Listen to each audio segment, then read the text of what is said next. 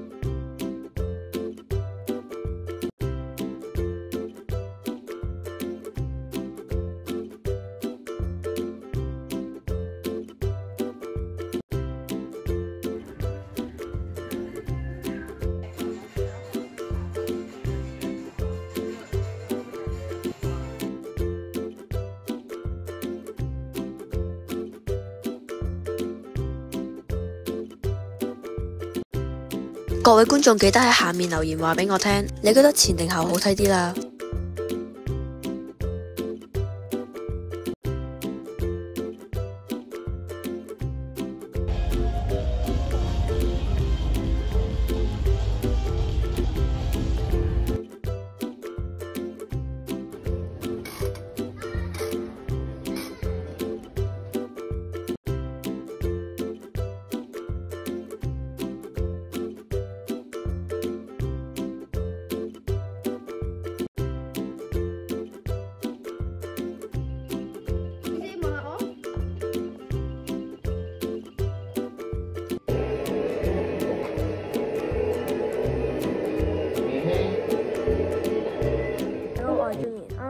泰國咧個商場咧剪完個頭髮咧就係呢個啦，係啊。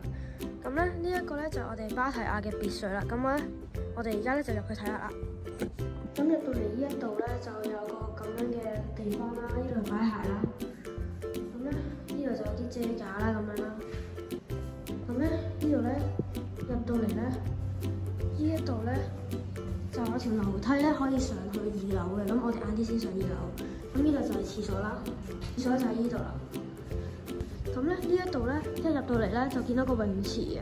咁呢個泳池咧就呢個角落頭啦，有啲水泡喺度玩嘅，都幾好嘅。不過咧啲水有啲凍凍地咯，所以就要喺朝頭早嘅時候游好啲咯。呢度咧有2個呢啲袋可以坐喺度啦，可能啲家長睇住啲小朋友喺度游水。咁我係未游過喺呢度游，我聽朝仲會拍俾大家睇，我會喺度游噶啦。咁咧。呢一度咧就廳嘅部分啦，咁呢一度咧就呢度，因為我哋真係住咗幾日咧，有啲亂。咁呢度有電視啦，咁咧就有個廚房煮下嘢啦，咁就呢啲雪櫃啦，咁下面有嘢飲嘅自己買，不過就可樂同埋嗰啲雪碧就唔係雪碧嗰啲忌廉就要俾錢先可以飲啦。咁就有個大台喺度啦。呢一度就係嗰個嘅 DJ 嗰個機啊，個就而家都12點幾，係香港嘅1點半啦，所以我都冇開啦，因為其他親戚瞓緊覺。呢度出嚟呢度睇下先，係啦，呢度都有間睡房嘅，呢一度係啦，呢個位我開唔到啊，唔知係咩嚟嘅，應該係啲走廊嗰啲嚟㗎。地下有2間房，係嘛？係咯，2間房嘅。咁呢一間咧就係第2間房啦，咁就因為上面啲親戚瞓緊覺，所以我都係用呢一間房做一個例子算啦。咁就電視機啦，呢度又係啦，咁就1張床嘅。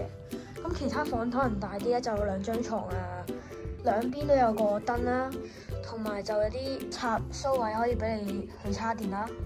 係啊，不過你要自備啊，其實都要係啦嘅。咁呢度就有個衣櫃。咧仲有個廁所嗱，呢度咧係有對門㗎，都有對門嘅。咁廁所咧就呢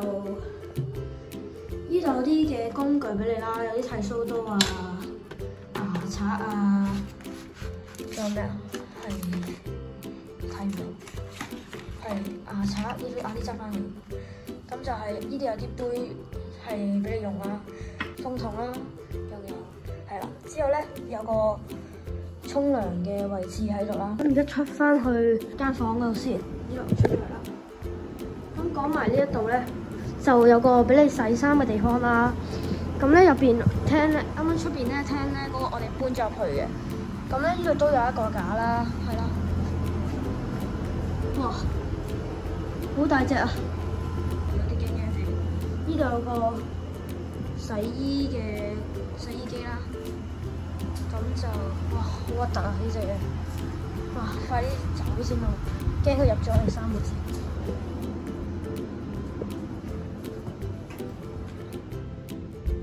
係啦，咁咧呢度就係1樓嘅全部嘢啦，咁就大概係咁啦。出咗嚟先，上翻2樓先睇先。不過呢度講埋咧，呢一度咧都有個呢啲電箱嘅地方嘅，不過我哋正常係唔會開嘅，所以唔好理咯。咁我上2樓睇下先。咁2樓有咧就有3間房嘅，咁呢度第一間啦，就係呢度有1張床，之後就係同我哋間房嘅嗰個規模差唔多嘅。咁呢度咧一樣都係差唔多嘅，咁就得閒睇下先拍俾大家睇，因為而家好夜咧，啲親戚瞓緊覺。咁咧呢度咧就係有一間房啦，呢度係應該係成間酒店最大嗰間房咧，就有2張床嘅。咁呢度咧就有個露台啦，係呢一間房嘅露台，得呢間有嘅啫。咁今次間別墅嘅介紹就去到咁多啦。咁咧其實今次呢條片咧好多位都冇拍出嚟嘅。咁例如即係有時咧，我就唔知係咪應該我部電話問題咧，就令到我部電話插唔到電咧。朝頭即係我明明係夜晚咧，就發現係有叉電嘅，點知一朝頭早起身係見到佢係冇叉過電啦，得10幾%咁樣啦，咁就成日冇得拍嘅。之後就要揾親戚幫我完成埋嗰啲部分，所以其實呢啲位都好難拍出嚟嘅。咁仲有就係尋晚咧就即係喺嗰個按摩店咧就走嘅時候咧就 call Uber 翻去呢間別墅嘅時候咧，就嗰個司機啊兜錯咗地方，之後咧我哋就要再去搭的士去翻嚟呢度咯。咁其實有啲即係點講，即係好想拍嗰啲位都有啲可惜拍唔到出嚟，唔緊要啦。咁就唯有聽日再拍多啲片出嚟啦。好啦，聽日見，拜拜。